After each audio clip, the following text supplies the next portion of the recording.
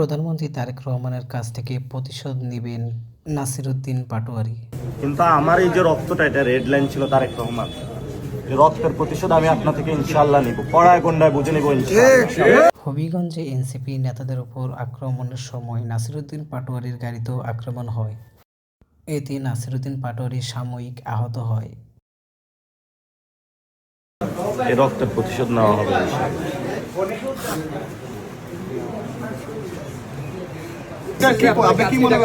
সিলেটে 5টা গাড়ি ভাঙা হয়েছে, একজনের চোখ নাই। কিন্তু আমার এই যে রক্তটা, এটা রেড লাইন ছিল তারেক রহমান। এই রক্তের প্রতিশোধ আমি আপনার থেকে ইনশাআল্লাহ নিব, কড়ায় গন্ডায় বুঝে নিব ইনশাআল্লাহ। ইনকিলাব জিন্দাবাদ, জিন্দাবাদ, জিন্দাবাদ, ইনকিলাব জিন্দাবাদ। এই গাড়ি